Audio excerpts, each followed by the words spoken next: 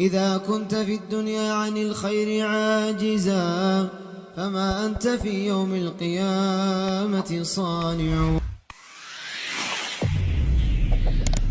جنة يمياهل زلالماوي ጸጋ በዚች ባጭር ህይወታችን በሰራነው ትንሽዬ መልካም ስራ ምክንያት የይገባኛል ጥያቄ ማንሳት በፍጹም አይቻልም። የአላህ ረህመት እዝነቱ የሱ ፈضል ቸርነቱ ታክሎበት እንጂ የምንሰራው መልካም ስራ ሚዛን ላይ ቢቀመጥ ጀነትን የማስገኘት ጀነትን የመግዛት አቅም አለው ብለን አናምን። ስለዚህ ጀነት በስራ አይገባም ነው የምንለው። በስራ አይገባም ስንል ምንድነው መልእክታችን?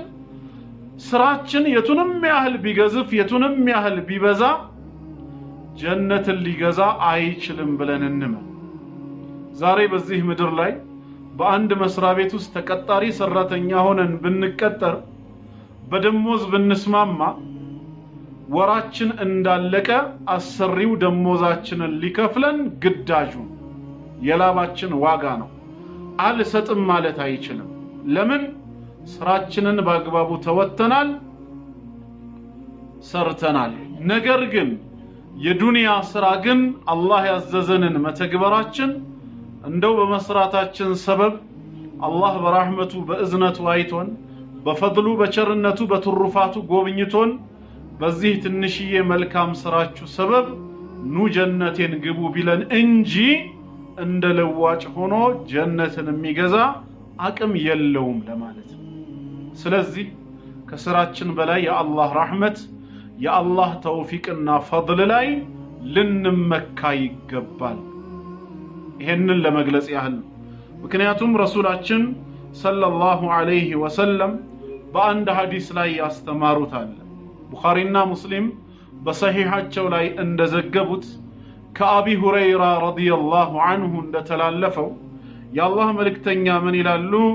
ለን ይድኺለ አሐደን ዐመለሁ አልጀነ ከናንተ ውስጥ አንድም ሰው ስራው በፍጹም ጀነት አያስገባውም። የሚሰራው መልካም ስራ መብዛቱ የቱንም ያህል መግዘፉ እንደ ውጤት ተቆጥሮ ጀነትን ሊገዛለት ጀነትን ሊያስገባው ብቁ አይደለም። ማንኛችሁም ብትሆኑ ስራው ጀነት አያስገባውም አሏቸው። ስራ አትስሩ ለማለት አይደለም፣ መልካም ስራ አያስፈልግም ለማለት አይደለም። ከዛ ይልቅ በአላህ ረህመትና በሱ ፈድል ላይ ይበልጥ መመካት እንዳለብን ለማስተማር ነው። ስራችን ላይ እንዳንመካ እንዳንኮፈስ እንዳንኩራራ ለመግለጽ። ልክ ይሄንን ሲናገሩ ሰሃባዎችም በግልጽ ጠየቁ። قالوا رضي الله عنهم من قالوا صحابዎች ولا انت يا رسول الله እርሶም እንኳን ቢሆኑ እርሶም እንኳን ቢሆኑ ስራዎት ጀነት አያስገባዎትም ጀነትን ሊያሰጡት የሚችል ብቃት የለውም እንዴ ሲሏቸው قال لا ولا انا አው እኔም ብሆን ስራዬ ውጤት ሆኖ ዋጋ ሆኖ ጀነትን ሊያስገኝልኝ አይችልም إلا أن يتغمدني الله بفضل ورحمة الله براسو ترفات براسو إذنة الناشرنة كالشفنن بستكر سراي بيتشاون جنة اللي أسقبين جنة اللي أستين أكم يلوم سلزي بملكام سراتشن النكرار سراتشن بستوال سراتشن قزفوال بلن በሰራነው ባጭር ህድማችን ባጭር ህይወታችን ላይ አላህ ወፍቆንና አግዞን ባደረግነው መልካም ስራ አንኩራራም። በምንም አይነት መልኩ የጀነትን ውድነት የጀነትን ኒዕማ የመግዛት አቅም የለውም። ግልጽ ነው እህቶቼ። ታዲያ እንዴት ነው ጀነት የሚገባው ሲባል ስራ ሰበብ ሆኖ ነው ምንለው። በአላህ ረህመት ነው ሙስሊሞች ጀነት የሚገቡት። በአላህ ፈድል ነው በሱ ትሩፋትና ቸርነት ነው። ነገር ግን መልካም ስራ ወይም ታዛዥነታቸው የጌታቸውን ፍቃድ መጠበቃቸው እንደ ሰበብ ይቆጠርላቸዋል። ለማንኛውም ነገር ሰበብ አለውና የጌታችን ረህመት የሆነውን ጀነት ለማግኘት መልካም ስራ ሰበብ ነው ብለን ስለምናምን ነው። ውጤት ነው ብለን ግን አናምንም። ጀነትን ሊያሰጠን ይገባል በዚህ ስራችን አላህ ጀነትን ካልሰጠን ተበድለናል ማለት ነው የላባችንን ዋጋ ከልክሎናል ማለት ነው እስከ ማለት የሚያደርሰን ነገር አይደለም እንደ ሰበብ ነው የሚታየው ይሄ መልካም ስራችን እንኳን ጀነትን የሚያህል ዘላለማዊ ኒዕማ ሊያስገኝልን ይቅርና አላህ በዚህ በዱንያ ላይ የዋለልንን መልካም ውለታ እንኳን የአንዱንም መመለስ አይቻልም ለዚህ ነው አላህ ወኢን ተዑዱ ኒዕመተላሂ ላ ተሕሱሃ የሚል የአላህን ውለታ የአላህን ጸጋ ብትቆጥሩት አትዘልቁትም ነው ያለው አትመልሱትም አላለም ቆጥራችሁ ራሱ አትዘልቁትም ማለት በዚህ ዱንያ በአጭር እድሜ በአጭር ቆይታችን አላህ እጅግ በጣም ብዙ ኒዕማዎችን ብዙ ጸጋዎችን በእኛ ላይ አፍስሷል ብዙ መልካም ነገሮችን ውሎልናል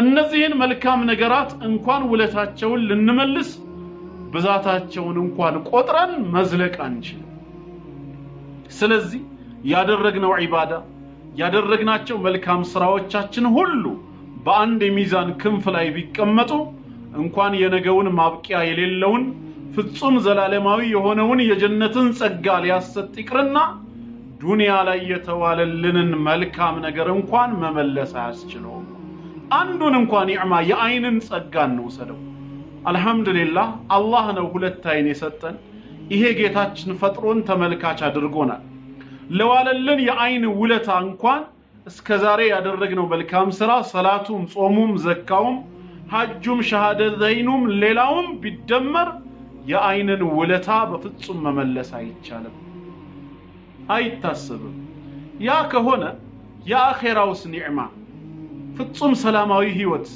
ዘላለማዊ ህይወት ሞት የሌለበት ደስታ ሐዘን የሌለበት ሁሌም ወጣትነት የጎልማሳነት እድሜ እርጅናና ሽምግልና የሌለበትን በምንድነው ስራችን ይገባናል ምንለው ስለዚህ ረሱል አለይሂ ሰላቱ ወሰለም እንዳስተማሩን በስራ ልንኮፈስ አይገባም ስራችን ብቃት ኖሮት አቅም ኖሮት ጀነት ሊያስገባን አይችልም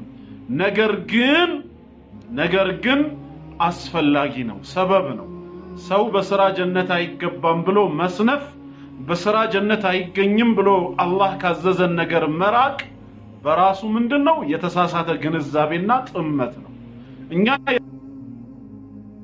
ስራው ያስገባ አቅም አለው ብለን ሳይሆን በስራችን ሰበብ አላህ እንዲያዝንልን በቸርነቱ ጀነት እንዲከተን የአላህ ዝነት የአላህ ቸርነት ደግሞ ዝም ብሎ እንደ ሎተሪ በቻንስ አይደለም የሚመጣው የተወሰነ መስዋዕትነት መክፈል መቻል አለብን ታዛዥነታችንን መግለጽ አለብን ለዚህ ነው ረሱላህ ሰለላሁ ዐለይሂ ወሰለም አላ ኢነ ሲራዓተላሂ አልጋሊያ ብለዋል የአላህ ጀነት የአላህ ንብረት እጅግ ውድ ነች ብለዋል ዝም ብሎ በነፃ አይታደልም وهي الجنة ብለው መጨረሻ ገልጸዋል ስለዚህ ሰበብ ያስፈልጋል ለዚህ ነው አላህ በቁርአን ውስጥ ምንድነው የሚለው ወኑዱ የጀነት ሰዎችም ተጠሩ ይላል ሱረቱል አዕራፍ ቁጥር 43 ላይ አንቲልኩሙል ጀና ይሃችሁ ጀነት ማለት ኡሪቱሙሃ እናንተ የወረሳችሁት እንድትኖሩበት የተሰጣችሁ ቢማ ኩንቱም ተዓመሉን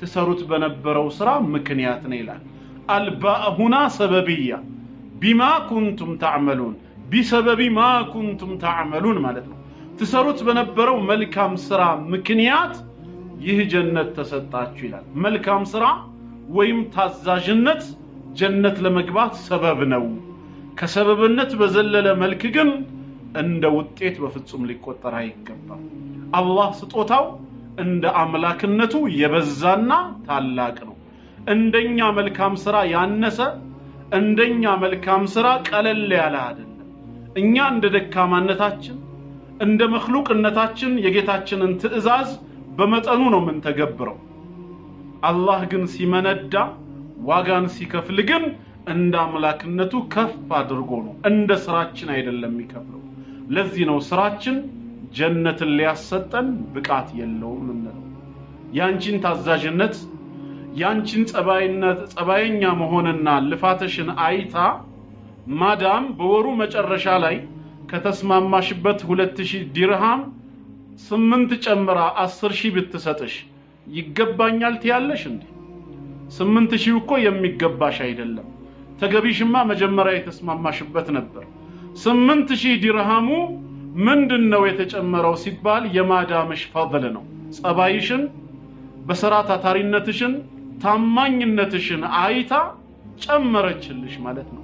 ጌታ አላህም ታዛዥነታችንን አይቶ በቻልነው አቅም የሱን ትእዛዝ ለመጠበቅ ደፋ ቀና እንደምንል ተረድቶን ኃጢአት ላይ ስንወድቅም በተውበት እንደምንመለስ አይቶ እንዲያዝንልን ነው። ጀነት የሱ እዝነት ነው።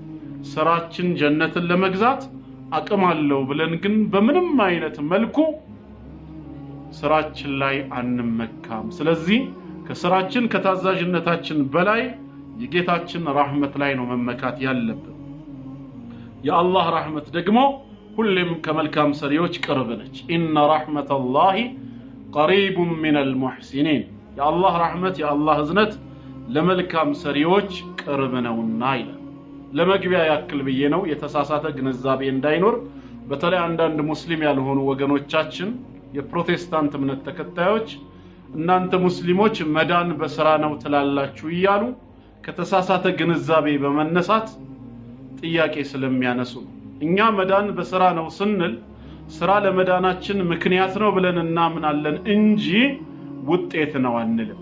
እምነትና ስራ አንድ ላይ ከተገናኙ በእምነታችንና በመልካም ስራችን ሰበብ አዛኙ ጌታ ያዝንልናል ብለን ነው እንጂ ምናምነው ስራችን ጀነትን ሊገዛ አቅም አለው ብለን አንኮፈስም። በስራችን ላይ ከተኮፈስንማ እንጠፋለን። ጥሩ፣ ይሄን በመግቢያ ከተመለከትን ቀጥታ ወደ ጉዳዩ እንግባና ታዲያ ምን አይነት ምክንያቶችን እናሟላ? ጀነት እንገባ ዘንድ ምን ነገሮችን ማድረግ ይተበቅብናል የሚለው የተወሰኑትን ነጥቦች ልጥቀስላችሁ። ወደ 4 ወደ 5 ምክንያቶች። አንደኛና የመጀመሪያው በእስልምና ሃይማኖት ላይ ቀጥ ማለት አለብን። በእስልምና ሃይማኖት መጽናት መቻል አለብን። ከእስልምና ሃይማኖትና መመሪያ ውጪ በሆነ መልኩ የጌታዬን ጀነት አገኛለሁ ብለን በሌላ መንገድ ወይ በራሳችን ፍልስፍና የቱንም ያህል አምልኮ ብንሰራ ፍጻሜያችን ምንድነው? ጀሃነም እሳት መንገድ። አላህ እምነትንም ስራንም በተቀላላ የሚቀበለው በእስልምና ሃይማኖት በኩል የመጣን ሰው ብቻ። ስለዚህ አንዱና የመጀመሪያው ዋነኛው የጀነት መግቢያ መንገዱ በእስልምና ሃይማኖት ላይ ቀጥ ለጥ ብለን መጓዝ አለብን። ጌታችን ስራን ከእስልምና ሃይማኖት ተከታዮች ውጪ ከሆኑ ሰዎች አይቀበልም በምንም አይነት መልኩ። ይሄንንም አላህ ነግሮናል። ሱረቱ አሊ ኢምራን ምዕራፍ 3 ቁጥር 85 ላይ ጌታችን በምዕራፍ 3 ቁጥር 85 ላይ ምን ይላል? ወመን يبتغي غير الاسلام دينا ከእስልምና ሃይማኖት ውጪ ሌላን ሃይማኖት የሚፈልግ ሰው አለ ወደ አላህ ለመቃረብ ጀነትን ለመግባት አላህ ለነቢያቱ ከሰጠው የእስልምና ሃይማኖት ውጪ ሌላን ሃይማኖት የሚፈልግ ሰው ፈለን يقبل منه ፈጥሞ ከሱ ተቀባይ የለውም ማለት። ሰማይ የደረሰ መልካም ስራ ቢኖረው ከተራራ የሚከብድ ጥሩ ነገራትን ቢያደርግ እዚሁ ምድር ላይ ከሆነ ነው እንጂ የሚጠቅመው በጤና ወይ ሲሳዩን በማስፋት ወይ ከብዙ መከራዎች አላህ በሰራው መልካም ስራ ሰበብ ይጠብቀውና እዚሁ ዱንያ ላይ ይተካለታል እንጂ በፍጹም በመጨረሻው ዓለም ስራው ተቀባይነት የለውም። وهو في الآخرة من الخاسرين ይላል ሲዘጋው። በመጨረሻው ዓለም በእለተ ትንሳኤ ከከሳሪዎቹ ነው የሚሆነው ይላል። ክስረት ነው። 24 ሰዓት ቢቆም ቢጸልይ ቢለፋ 24 ሰዓት ምጽዋትን ቢሰጥ በእስልምና እምነት ውስጥ እስካልመጣ ድረስ ተቀባይነት የለው። ስለዚህ ግዴታ ሰውየው ምን መሆን አለበት? ሙስሊም መሆን መቻል አለበት። እዛው ሱረቱ አሊ ኢምራን ቁጥር 19 ላይ በግልጽ ጌታችን ምን አለ? ኢነ الدين عند الله الاسلام ይላል። አላህ ዘንድ ተወዳጅነት ተቀባይነት ያለው ሃይማኖት እስልምና ብቻ ነው። ከዚህ ውጪ ሌላ ምንም ተቀባይነት ያለው ነገር የለም። ስለዚህ የመጀመሪያው መንገድ በእስልምና ሃይማኖት ላይ መጽናት ነው። ይሄ አንድ ነው። ጥሩ ሐሳባችሁ ከኔ ጋር ይሁን። ሎቢ እናንተን ሊያስተምራችሁ ስለማይችል ማለት ነው። ሁለተኛ ሌላው ከእስልምና ሃይማኖት ተከታይነታችን በተጨማሪ በአላህና በነብዩ መሐመድ ሰለላሁ ዐለይሂ ወሰለም የጸና እምነት ሊኖረን ይገባል። አላህ ጌታችን ነው፣ አምላካችን ነው። ከሱ ውጪ የሚመለክ ከሱ ውጪ የምንመካበት ሌላ ጌታ የለንም። ነብዩ መሐመድ ሰለላሁ ዐለይሂ ወሰለም የአላህ ነብይ ናቸው፣ የአላህ መልእክተኛ ናቸው።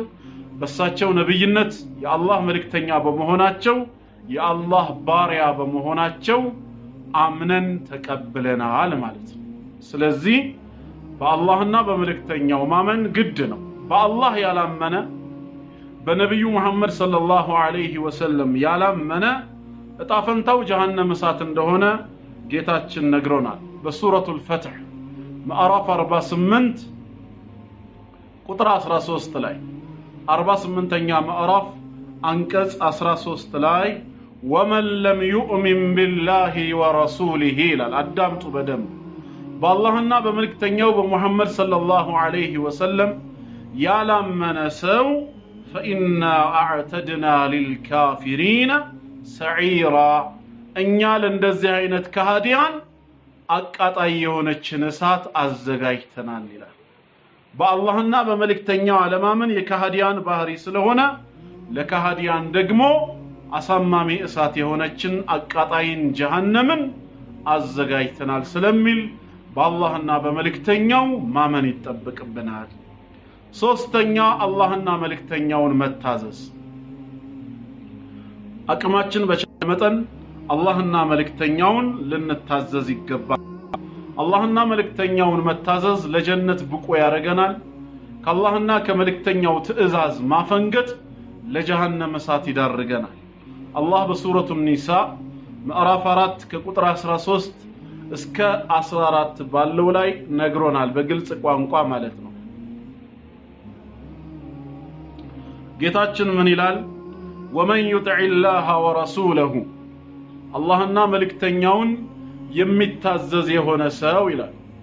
አላህና መልእክተኛውን የሚታዘዝ يدخله جنات تجري من تحتها الانهار ከስሮቿ የተለያዩ አይነት ጅረቶች የምትፈስባት የሆነችን ጀነት አላህ ያስገባዋል። خالدين فيها በውስጧም ዘውታሪዎች ይሆናሉ። وذلك الفوز العظيم ይህም ታላቅ የሆነ እድል ነው ይላል። በተቃራኒ ومن يعص الله ورسوله አላህና መልእክተኛውን የሚያምጽ ከተዛዛቸው የሚወጣ ويتعدى حدوده ድንበርን የሚጥስ የሆነ ሰው يدخله نارا خالدا فيها በውስጧ ዘውታሪ ሲሆን ጀሃነም እሳት ይከተዋል። وله عذاب مهين አሳማሚና አወራጅ የሆነ ቅጣትም አለው ይላል። ስለዚህ አላህና መልእክተኛውን መታዘዝ ለጀነት ሲያበቃን፣ በተቃራኒው ደግሞ ትእዛዛቸውን መጣስ ለእሳት ይዳርጋል። በሱረቱ ኑር ምዕራፍ 24 አንቀጽ 52 ላይ እንደዚሁ ወመን ዩጢዒላህ ወረሱለሁ አላህና መልእክተኛውን የሚታዘዝ የሆነ ሰው ويخشى الله ويتقه አላህን የሚፈራና የሚጠነቀቅ فاولئك هم الفائزون ፍላጎታቸውን ያገኙ የዳኑ ናቸው ይላል። ስለዚህ አላህና መልእክተኛውን መታዘዝ ጀነት ለመግባት ሰበብ ነው። ሌላው አራተኛ አዳኡል ፈራኢድ ግዳጆችን በአግባቡ መፈጸም። የታዘዝናቸውን ዋጅባቶች ግዳጆችን አቅማችን በቻለ መጠን በአግባቡ ፈጽሞ መገኘት ለጀነት ብቁ ያደርገናል። ይህን በተመለከተ ረሱላችን ሰለላሁ ዐለይሂ ወሰለም አንድ ሐዲስ ላይ እንዲህ ይላሉ أن أعرابيا جاء إلى رسول الله صلى الله عليه وسلم عند زلان ويم دمو يقتر سو ود رسول صلى الله عليه وسلم زند متانا فقال እንደዚህ አላቸው ይላል። በደንብ አዳምጡ እህት ወንድሞቼ። يا رسول الله صلى الله عليه وسلم አንቱ የአላህ መልእክተኛ ሆይ أخبرني ماذا فرض الله علي من الصلاة አላህ ከሰላት በኔ ላይ ግዳጅ ያደረገው ምንን እንደሆነ እስኪ ይንገሩኝ አላቸው በኔ ላይ ግዳጅ ያደረገብኝን ሰላት ምንድነው ሲላቸው قال الصلوات الخمس الا ان تطوع شيئا አምስት ወቅት ሰላትን ነው አንተ በራስ ፍቃድ ተጨማሪ ሱናን እስካላከልክ ድረስ አላህ ባንተ ላይ ዋጅብ ያደረገብህ አምስት ወቅት ሰላት ነው አላቸው ከዛም ቀጠለና ሰውየው فقال اخبرني ما فرض الله علي من الصيام ከጾምስ አላህ በኔ ላይ ግዳጅ ያደረገውን ንገሩኝ ሲላቸው فقال شهر رمضان الا ان تطوع شيئا አላህ ባንተ ላይ ግዳጅ ያደረገው ጾም የረመዳን ወር ጾም ነው አሁንም በፈቃደኝነት ሌሎች የሱና ጾሞችን በራስህ ካልጨመርክ በስተቀር አሉት فقال اخبرني بما فرض الله علي من الزكاه ዘካትስ እንደዚሁ ምን ያህሉን ነው አላህ በኔ ላይ ግዳጅ ያደረገብኝ ብሎ ጠየቃቸው فاخبره رسول الله صلى الله عليه وسلم شرائع الاسلام የእስልምናን ህግጋቶች የአላህ መልእክተኛ ዘረዘሩለት ብቻ አንተ ካልጨመርክ በስተቀር ብለው ስለ ሐጁም ስለ ዘካውም ማለት ነው قال የዛኔ ምን አላቸው والذي اكرمك እርሶን ባከበሩት መልእክተኛ አድርጎ በላኮት አላህ እምላለሁ አለ ምን አለ ሰውየው አዳምጡ በደንብ لا اتطوع شيئا ولا انقص مما فرض الله علي شيئا ከዚህ በኋላ ጌታዬ እኔን አድርግ ብሎ ካዘዘኝ ነገር አንዳችም ነገር አልጨምርም ጌታዬ ካዘዘኝ ነገር አንዳችም አላጎድልም ማለት የታዘዝኩትን ግዳጄን በአግባቡ ፈጽማለሁ አላህ በኔ ላይ ግዳጅ ካደረገ ውጪ መጨመረው ምንም ነገር የለም ግዳጄንም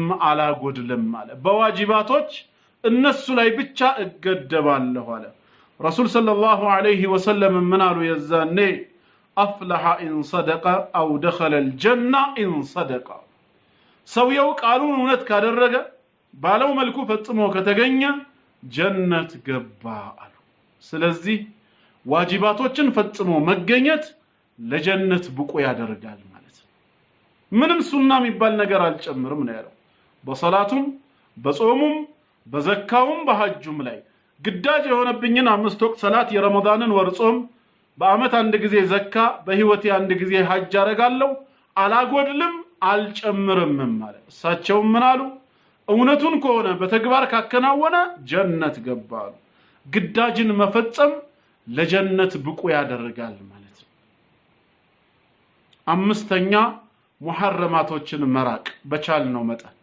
አላህ የከለከለንን ነገር አለመዳፈር ተዳፍረን ከተገኘን ነፍስያና ሸይጣን ካሳሳቱን ደግሞ ቶሎ ብለን ተውበት በማድረግ ወደ አላህ መመለስ አለብን ከሐራም መራቅ በራሱ አላህን የመፍራት ውጤት ስለሆነ ያድነናል ጃቢር ኢብኑ አብዱላህ ረዲየላሁ ዐንሁማ ሲናገር ምንድነው ያለው أن رجلا سأل رسول الله صلى الله عليه وسلم فقال عند سويه رسول صلى الله عليه وسلم ዘንድ መጣና እንዲህ ብሎ ጠየቃቸው አራአይት አላቸው እስኪ ንገሩኝ አንተ የአላህ መልእክተኛ ሆይ اذا صليت المكتوبات ግዴታ የሆኑብኝን አምስት ወቅት ሰላት ብሰግድ وصمت رمضان ወር ብጾም واحللت الحلال الله حلال ያደረጋቸውን ነገሮች حلال መሆናቸውን አምኜ ብፈጽማቸው وحرمت الحرام حرام የሆኑብኝን ነገር حرامነታቸውን አምኜ ብርቃቸው ባልተገበር ولم ازيد على ذلك شيئا ታዲያ በዚህ ላይ አንዳችም ነገር ባልጨምር አድኹሉ الجنة ጀነት ገባለሁ እንዴ ብሎ ጠየቃቸው አላህ ዋጅብ ያደረገብኝን አምስት ወቅት ሰላት ሰግጄ ረመዳንን ጾሜ حلال ያደረገውን ሁሉ حلالነቱን አምኜ ብጠቀመው حرام ያደረገብኝን ሁሉ حرامነቱን አምኜ ብርቀው ባልጨምር ጀነት ገባለሁ እንዴ ሲላቸው قال نعم አዎን ትገባለህ አሉት አዎ ትገባለህ ስለዚህ ከሐራም መራቅ በራሱ ምንድነው ለአላህ ረህመት ለጀነት ይዳርገናል በተጨማሪ ተውበትና ኢስቲግፋር እለታዊ ስራችን መሆን አለበት ወንጀለኞች ነን ብዙ ወንጀል አለብን በአይናችን ያልተፈቀደ እናያለን በጆሮአችን ያልተፈቀደልንን እንሰማለን ሐሜትም ነገር ማዋሰድም ብዙ ውሸትም በመላሳችን ሰው እናጣላለን እናማለን እንዋሻለን እንራገማለን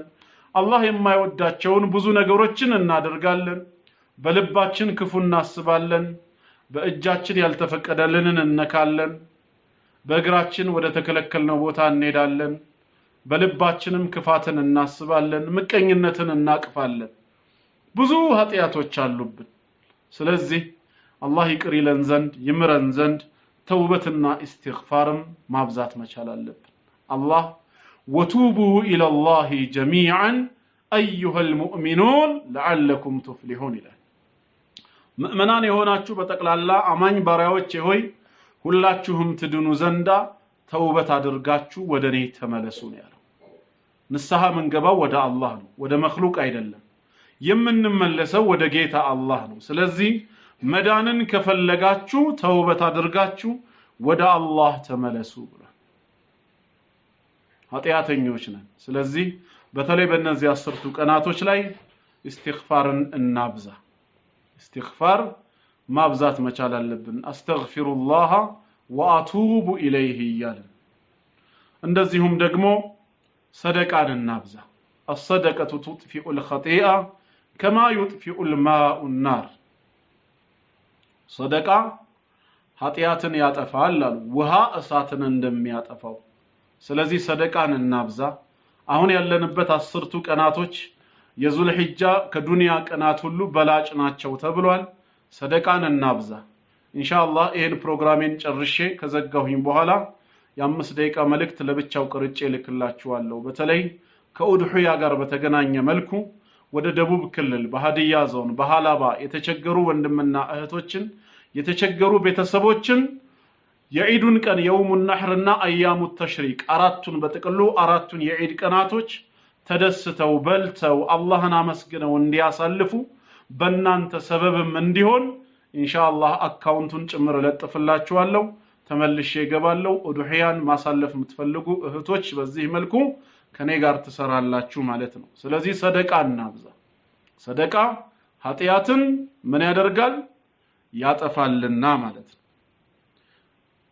ሞትን በብዛት እናስታውስ ረሱል ሰለላሁ ዐለይሂ ወሰለም አክثሩ من ذكر هادم اللذات ብለዋል ጥፍጥና ቆራጭ የሆነቿን ሞትን በብዛት አስታውሱ በዱንያ ላይ ዛሬ የምንፎካከረው ሞትን ስለረሳን ነው ሐቂቃ ሞትን በብዛት የምናስታውስ የአላህ ባሮች ብንሆን ኖሮ ነጋ ጠባ በመሸም በነጋ ቁጥር ዛሬ ሟች ነን የምንል ቢሆን ኖሮ ለዱንያ ይሄን ያህል ባልተስገበገብን ነበር ግን ዛሬ ስግብግቦች ሆነናል እስኪያልፍ ያለፋል ይያልን ከኪራይ ቤት ተላቀን የግል መሬትና ቤት እስክንገዛ ታክሲና አውቶቡስ ከመጋፋት ነፃ ወጥተን የግል ተሽከርካሪ መኪና እስክንገዛ አካውንታችን ከመቶና ከሺ ቤት አልፎ ሚሊየን 60 ያለው ዲጂቱ እዛ ደረጃ እስኪንደርስ ሐምና ገማችን ያ ነው ጭንቀታችን ከዛም የቴክኖሎጂ ምርት የሆኑትን ሞባይሉንም ምንሆነም ልብሱንም ሌላውንም እንደዚሁ ጨርቃ ጨርቁን እየቀያየርን መጠቀም እንፈልጋለን ሀያትን ኢስቲምታዕ ማድረግ ነው የምንፈልገው በርግጥ ይሄንን ማድረጋችን በራሱ حرام ነገር አይደለም ግን ከልክ ሲያልፍ ሲበዛ ግን አኺራን ሊያስረሳን ይችላል ያልነው ሁሉ ተሳክቶልን ቤቱም ተሰርቶ አልቆ መኪናውም ተገዝቶ እንደዚሁም አካውንታችንም ሚሊየን ገብቶ ግንኛ ወደ አኺራ ብንጠራስ አጀልን አይጨምርማ እድሜን ይጨምራል አልተባለም ስለዚህ ያን ሁሉ አዘጋይተን ህይወትን አሁኑ በደንብ አሪፍ በሆነ መልኩ መኖር እንጀምራለን ብለን እንዳሰብን ከዚህ በኋላ ያንተ ወይ ያንቺ ቀሪ እድሜ ቀብር ውስጥ ነው ተብለን ብንጠራስ መኪናውም ቤቱም ገንዘቡም አካውንቱም የማን ሆነ የወራሾች ሆነ ማለት ነው ህይወት እንደዚህ ነች እዚህ ደረጃ የደረሱ ግን ወደ አኺራ የተጠሩ ስንቶች እንዳሉ ታውቃላችሁ አይደል እኔ እንኳን ድሮ በአደኩበት ሰፈሬ እንደዚህ አይነት ብዙ ክስተቶችን አይቻለሁ መጨረሻ ደረጃ ላይ ደርሰው ነገ ቤታቸውን አዲሱን ፎቃቸውን ያስመርቃሉ ተብለው ግን እነሱ በቀብር የተመረቁ ማለት ነው ቤቱን ቤተሰብ የኖረበት ሚሊዮኑን ቤተሰብ በውርስ የተከፋፈለበት መኪናውን ልጆች ወይ ወንድም ወይ አጎት የነዳው ማለት ነው ይሄ ነው በቃ ዱንያ ማለት እንደዚህ ነች የተጻፈልን ቀን አናውቅም ታዲያ ያ ከሆነ ምንድነው ሲባል አንልፋ ማለት አይደለም በተለይ እነዚህ አራቱ የዱንያ እድለኝነት ነው ተብሏል ሐዲስም ቢሆን መጠቀማችን ጥሩ ነው ሰፊ ቤት ማግኘት ሳሊህ የሆነች ሚስት ወይም ለሷ ሳሊህ ባል ማግኘቷ ጥሩ ጎረቤት እንዲሁም ጥሩ መጓጓዣ ማግኘቱ መልካም ነው ግን ጎን ለጎን አኺራን አንርሳ ሞትን እናስታውስ ለአኺራም እንስራ የጀነቱን ቤታችንን ለማሳመር ልክ ለዱንያ እንደለፋ ነው ለአኺራም እንልፋ ምን ይዤ ነው ወደ ጌታዬ የሚሄደው ቀብር የሚገባው ስራችን ቤተሰብ አይገባ ንብረታችን አይገባ ስለዚህ እኛም ለአኺራ ቤታችን እንልፋ ረሱል ሰለላሁ ዐለይሂ ወሰለም አና ወካፊሉል የቲሚ ከሃተይኒ ፊል ጀና እኔና የቲምን የሚያሳድግ ሰው ጀነት ውስጥ እንደዚህ ነን አሉ እንደዚህ ብለው በሁለቱ ጣት አመላክተው ምን ያህል ቅርርብ እንዳላቸው ገልጸዋል የቲምን የሚያሳድግ ሰውና እኔ በጀነት እንዲነናል የቲምን እስቲ ለ5 አመት ከናንተ መሃል ማን ነው ለማሳደግ የሚነይት